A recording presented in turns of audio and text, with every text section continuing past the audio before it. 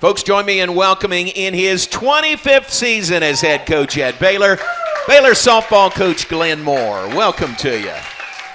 Well, thank you, John. Yes, Always sir. good to be here. Always good to get some good barbecue and great questions. It's a good spot. We got a friendly crowd here. Everybody's great and a good crowd. 25th season. I'm going to keep telling that story, keep ringing that bell. Yep. That's a great accomplishment. Well, it's nice to be here that long, or anywhere that long. But Right. I'm very blessed to be at Baylor and very grateful at the same time. So Janice and I have made this our home and raised a couple of kids and just really enjoyed being here, and it's been fun and love this community. Yep. Well, you're such a great attribute to Baylor, fit in so well with the culture of Baylor and our Christian mission. And when you came here, I've heard you say several times that was part of your the draw of Baylor was the Christian mission here, but also find a place, kind of plant yourself and raise your kids in one place.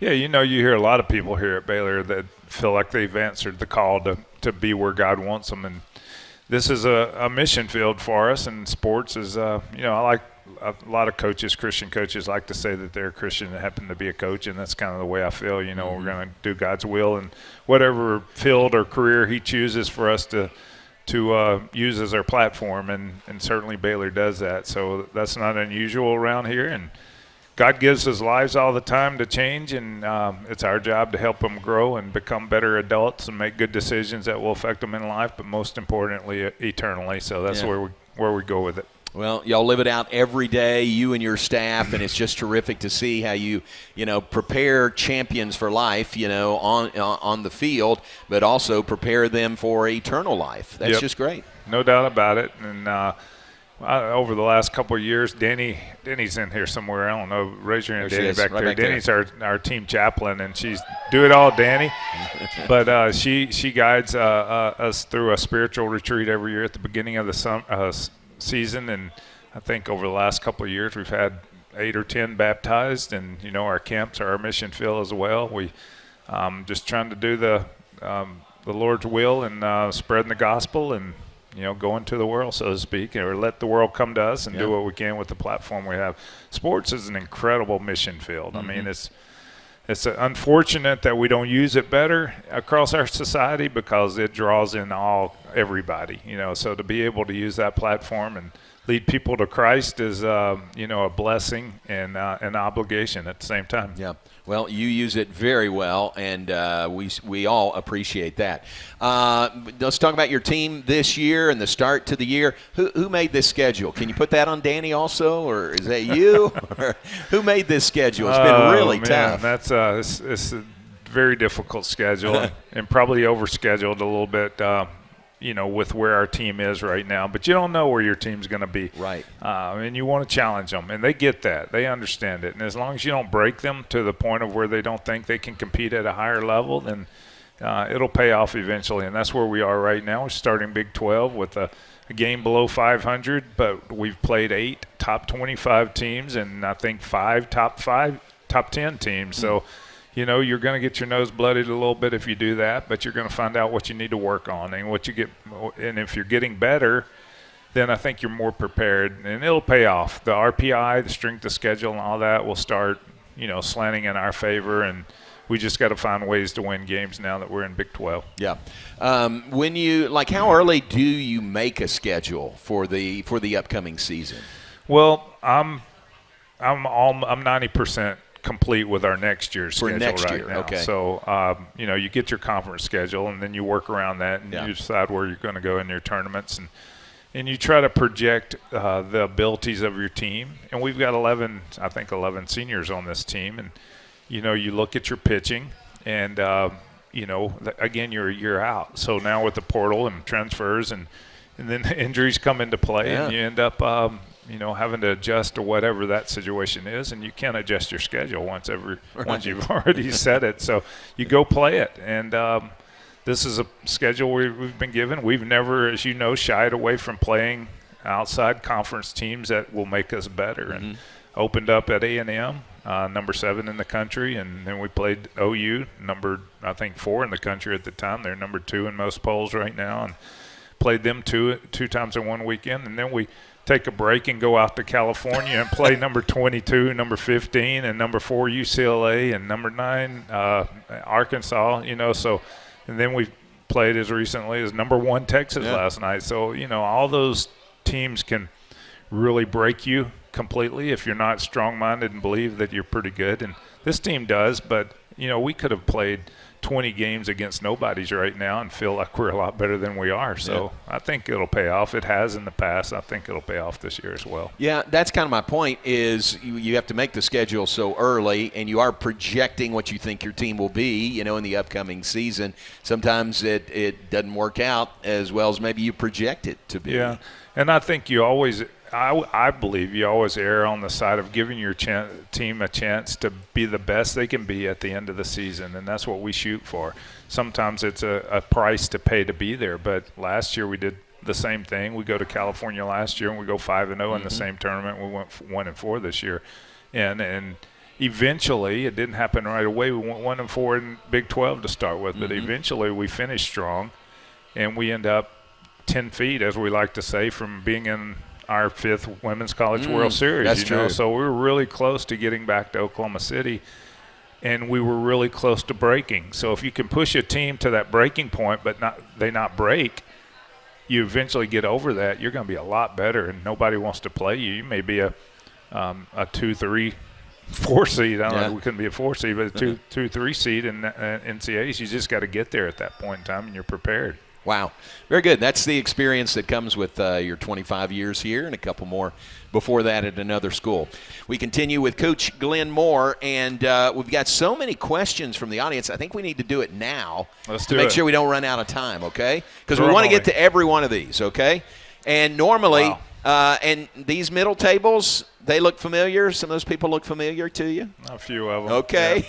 Yeah. They clean up real well, don't they? Very nice. Yeah. Yes, big chunk of your team is here. So a lot of times, ladies and everyone, I let whoever the guest is look at the questions ahead of time. But tonight we're not going to do that, okay? We're just going to – You may want to read over them yourself. Well, I'll do that. But I have complete faith in them. But these are going to be cold to you, okay? Okay, here we go. Except for the first one from Roy. You saw this one. Roy says, congratulations again on 25 years. Are you thinking about 25 more? Absolutely. I got 25 in me. Absolutely. Yeah, let's do great. it. I'll be about 100. That's great. Should we ask Janice that question? Yeah, she's okay with me being gone, recruiting, and not at home. So. All right, good question, Roy. Thanks. Here's a question from Joe Walker. After playing Texas and Oklahoma, who, in your opinion, is the number 1 team in the country? Well, I don't know if we're supposed to allow parents to ask questions. That's Lily Walker's dad, Joe and Farrah, out there in our audience. So thank y'all for being here tonight. So we really appreciate you guys. Man, that's a tough question. I don't know if I want to get in trouble and say one over the other, but they're both good. I would have to probably give the nod to Texas right now. I think the experience probably will give them the nod over Oklahoma, but 2 great teams and great programs right there. You may be the only team in the country that's played them both so far. You think? Maybe so. I don't know. Yeah. All right, very good. Thank you. We played them too much. I know that. Too much, yeah. 3 games. All right, here's a question from Jensen. Where's Jensen? All right, right here. And she says, you're going to Louisiana next week, playing at your alma mater, Northwestern State, school where Janice is in the Athletics Hall of Fame at Northwestern State. Congratulations. And going to make a side trip through the Louisiana Sports Hall of Fame, right? See Coach Newman's display. That's right. Brittany Sneed-Newman with her display in the Hall of Fame there. So that sets up the question from Jensen. King cake, OTB when we go to Louisiana on Monday? Absolutely. King cake. You got to have king cake, okay? Now, the portions of it, we'll have to monitor that a little bit, but OTB means on the bear, so that would mean they do not pay. Bear. So, yep. OTB, and after a win only. It would have to be after a win. You got to win, Jensen, okay? Yeah. All right. Good. All right, from another member of the Walker family, Lily Walker, asked, who is your favorite left-handed pitcher and why? Oh, my goodness. I'm going to pick, let's see, Lily Walker. Yay! Our only left-handed pitcher. What a setup. She's my least favorite left-handed pitcher, too. Most and least. Yep. Lily, good question. Danny asked, wonder who that could be. Danny, she says, your favorite softball memory, during your time at Baylor. That's a good one. That is a good one, and I could write a book on favorite memories. Right. But when it comes to, on the field, and it's hard to pass up the Kentucky comeback. Yeah. That's one that everybody's going to pick. That was a good one. I could go down a list of, beating Georgia at their place, beating Arizona at their place to get to the World Series. To when both of those teams, I think Georgia had won the SEC. And we go over there and beat them 2 out of 3 after beating them a few years earlier to get to the World Series, and thinking that they're not going to allow that again for us to come into Athens and do that, and we did it again. I think we did it in two games that year, and then go into Arizona, and they were number 2 in the country. We were 15, and we lost the first game and came back and swept on the next 2 and get back. That was 2017. But there's so many good memories. Winning the SEC against Texas A&M on our park when Chelsea Lake, slowest kid on the team, scores on the men's Scarborough's pass ball, wild pitch, and we win the Big 12 championship then, and that was big. So I could go on and on. There's a lot of great memories here. Okay, start writing them down and do a book at some point in your next 25 years here. Okay. Just do a book. So keep that in mind. Danny again says you've played in a lot of stadiums. Where is somewhere you haven't played that you'd like to? Maybe played or coached, right? Yeah. Danny gets 2 questions? She did. Okay. What's it? I'd like to play the Dome up in Minnesota up there. I forget what it's called now. They play a tournament in the Dome up there. That's nice. What dome is that? What am I thinking of? Silver? I don't know. Anyway, there's a dome up there I'd like to play. Next year we're scheduled to go to Clemson. They have a new park, and I'm looking forward to going out to play in Clemson, Clemson's new stadium out there. Nice. First time there? First time there. Nice. Never there. Taking Avery back home. Nice. Avery Waddell. There you Taking go. her back home. All right, very good. All right, Jaden asked a question. Where's Jaden? Okay, she says, what is your favorite hair product? Follow-up question, how often do you wash your hair/head? So, Jaden knows that she's redshirting this year, so that question will not hurt her playing time. I was going to ask that, yeah. But I have a good memory, Jaden, so next year I'm going to defer to the next question. All right, moving on. Jaden, you're a brave woman. Yes. Next from Faith. Where's Faith? Okay. Are you locked in like Huckleberry on the Frisbee? Absolutely. I'm locked in for Big 12 play right now. All my focus, blinders are on. I'm ready to win some softball games. I'm tired of losing. It's time to get going, ladies. So y'all want you to be locked in. All right. Pep talk. Very good, Faith. Here's one from Press, I would say. If your coaching career was a Netflix series, what would it be called? Oh, my goodness. Gosh, that's a tough one, and I have no idea what to even guess. I would think Sweet Magnolias. Sweet Magnolias. It would I don't know. I can't come up with anything good on that one. That's a great question. I just need more time. We'll take your suggestions on what the series might be called. Good question. Final question right here. What about CSI Waco? How about that? Okay. That's good. All right. That hasn't been used yet, so that's good. All right, final question from Savannah. Do you have Riz? Savannah, you know the answer to that question. If there's anybody in the athletic department that has Riz, it's Coach Moore, right? I just don't really know what that means. So I'm hoping it's a good thing. But you got it. Whatever it is, you got it. The way they presented it to me, it was good. So I just never know when they're setting me up with all the new lingo that they have out there. Absolutely. So. Does Hoot have Riz? Does Hoot have Riz? Huh? He has Riz? He does? Well, I want it too then. So, okay. That's good. All right, great questions. Thank you all very much. We continue with Coach Glenn Moore, Baylor softball. There was actually one question handed in during the break. You thought you had run the gauntlet there, Captain Riz. But there's one more from Amber. Where is Amber? Amber, okay, who puts who puts a heart on the question, which is so nice. So she can stay in the lineup. Yeah. Amber says, what's the weirdest game day superstition that you have seen a player have? So not necessarily you, but you've seen a player. Superstitions.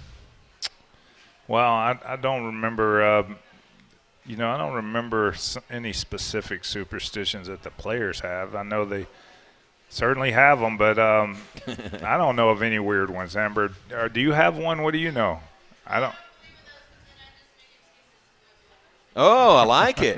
She doesn't believe in superstitions. That's great. But you didn't have anything in mind, Amber, when you were asking that question. This is good radio when we can't hear you, but yeah. Okay. But good question. Thanks. Think about it. Yeah, I don't know. I don't know of any. They have so many little petty things that they have to do, but I can't think of anything I would classify as weird. All right, very good. Great questions. Thank you all very much. We got to move out, and good luck this weekend against Kansas. Should be decent weather for you this weekend. That's nice. Yes, got a couple of home weekends coming up. We got Kansas this weekend and Texas Tech next weekend. So a lot of softball for Waco community to come out and support us. We need you there, and we're going to give you something this weekend to cheer for, I believe. Good. And then back to Louisiana, or off to Louisiana to play Northwestern State.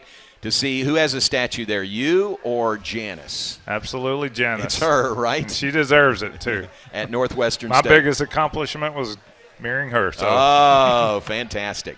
Thank you very much for being here. Good luck this weekend and moving forward. We'll have you back in the spring, but thanks very much. Thank you. All right, Glenn Moore, Baylor softball coach with us on the Baylor Coaches Show.